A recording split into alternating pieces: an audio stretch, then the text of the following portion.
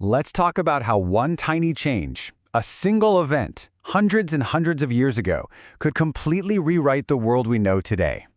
We're going to dive into a timeline that does exactly that, and trust me, it gets wild. So picture this. It's the 13th century. The Mongol armies are this unstoppable force, an absolute tide of humanity sweeping across Asia. But what if they just didn't stop? What if that one moment that saved Europe never happened? Because somehow, that one change leads to this. A 19th century with no electricity but where the Incas are running mechanical computers. And the Aztec Empire? Oh, they've become a global ecological superpower. I know, it sounds completely insane, right? Well, let's follow the breadcrumbs. To even begin to understand how we get to that steampunk world, we have to go all the way back. Back to one man, one choice, and one single fateful year. Our whole story starts right here, in the year 1241. And in this alternate reality, history doesn't just turn a page. No, it pretty much tears the whole book apart and starts writing a brand new one. Okay, so let's break this down. In our timeline, the Great Khan, Ugadai, dies. This is huge because it means all the top Mongol generals, including the military genius Subutai, have to ride all the way back to Mongolia to elect a new leader. And that's what saves Europe. But in this world, Ugadai doesn't die. He lives. There is no recall. And Subutai's master plan to conquer all the way to the Atlantic Ocean just keeps on going. And with that one simple change, the first domino doesn't just fall, it gets smashed. Europe, which in our world breathed a massive sigh of relief, is now about to get the full, undivided attention of what was, without a doubt, the most terrifying military machine on the planet. The speed of the advance is just breathtaking. After steamrolling Poland and Hungary, the Mongols used the frozen Danube River as a superhighway straight into the heart of Europe. By 1244, they're at the walls of Rome. And with Chinese gunpowder and siege engines that Europe has never seen before, the city falls. The papacy scatters, and the Holy Roman Empire is, for all intents and purposes, erased. Just 2 years later, they're outside Paris. The French knights, totally confident in their heavy armor and big horses, charge right at them. And the Mongols do what they do best. They pull their classic move, the feigned retreat, the Mongudai.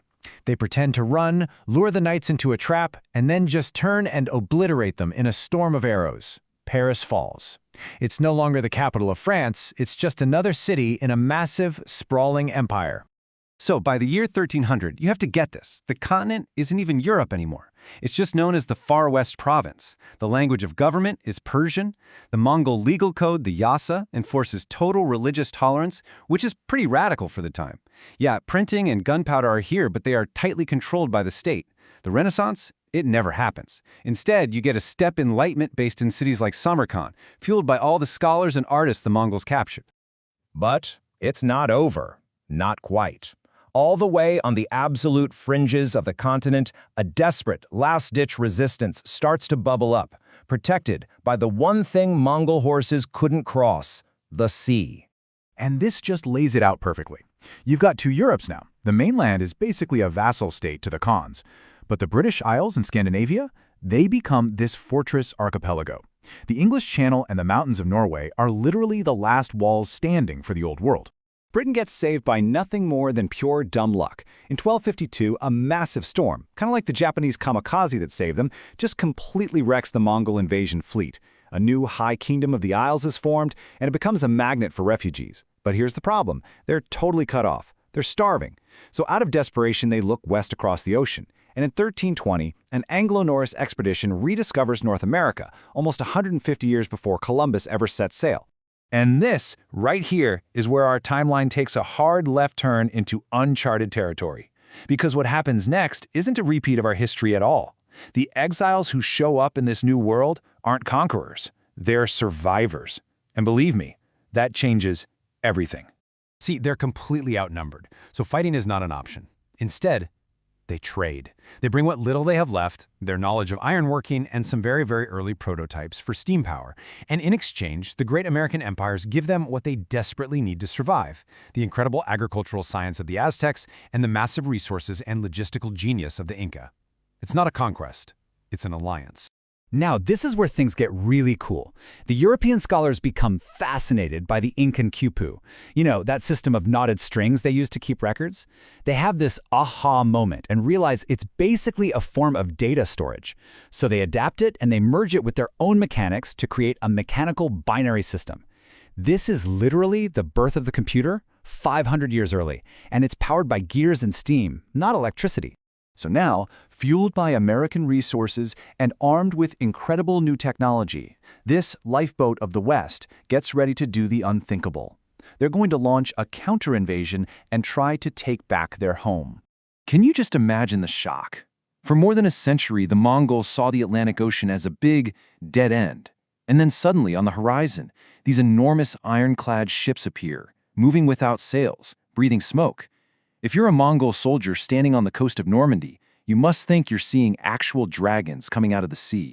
Well, the Reconquista is bloody and it's hard fought, but eventually it grinds to a halt at the Rhine River. The Atlantic Union just can't project its power that far inland, so the world settles into this new three-way standoff.